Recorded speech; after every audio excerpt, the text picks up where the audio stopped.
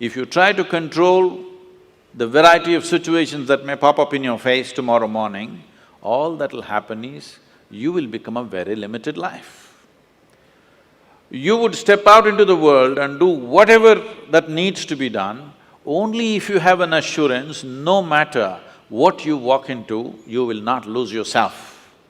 You will walk full stride, otherwise you'll only be a half a step. Most human beings are half steps because the fear of suffering.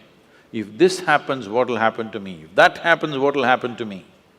If you're well managed within yourself, you know how to manage your thought, you know how to manage your emotion, you know how to manage your body, your chemistry, your energy. If you know how to manage all this, what does it matter if you walk into hell, I'm asking?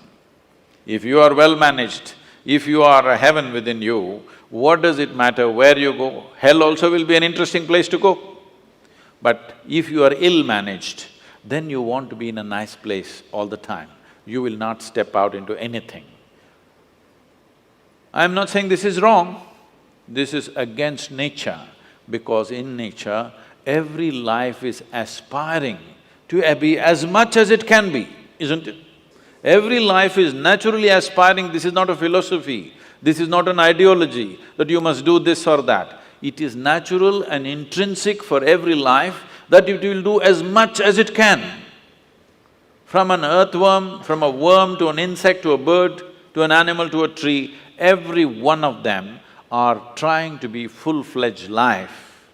If you go against this simply because of the fear of suffering, then all possibilities of exploring the nature of being human, the tremendous immensity of being human is just lost upon humanity. Today, you will see this everywhere. When people say, I am only human, they are talking about the limitations of being human. They are not talking about the possibilities of being human, isn't it?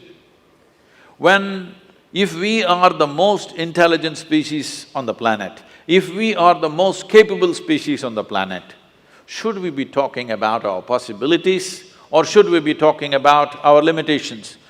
Whenever anybody writes or says, oh, we are human, they're always referring to their limitations, never to the possibilities of being human.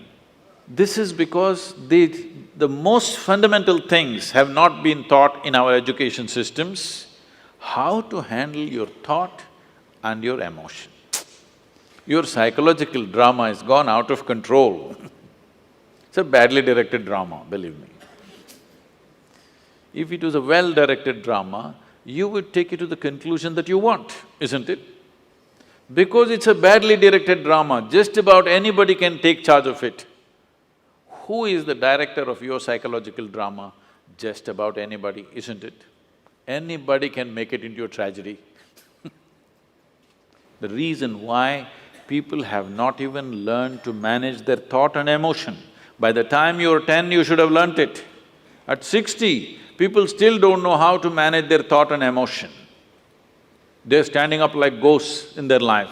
They don't need anybody's help.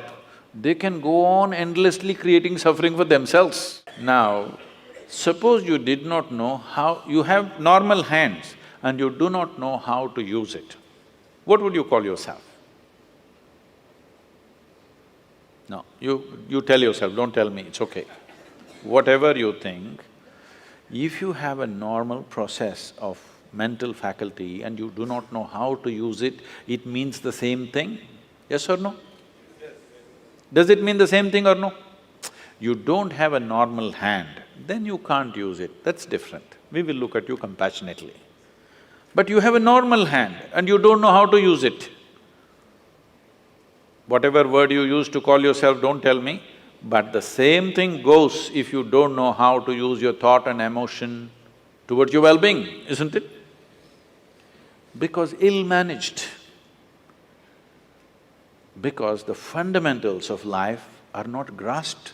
What is the nature of my existence? If you don't know this, how do you manage it? Only if you grasp the nature of something, then you learn to manage it, isn't it? You don't even see what it is, how to manage it? There is no way to manage it.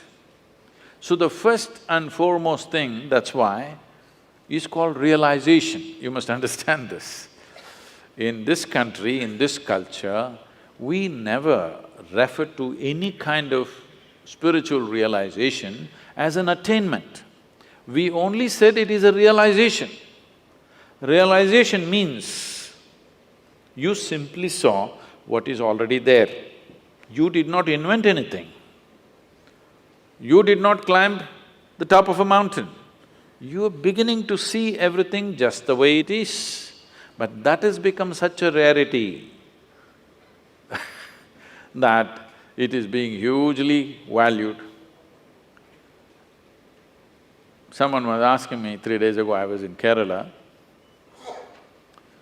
"Sadhguru, you seem to know everything." I said, "See, there is only one thing I know. I know this one thing from its origin to its ultimate." I said, "I know only one thing, and what are you clapping your hands for?" I know only this one thing. But because the nature of human experience is such, you know everything only through this one, isn't it?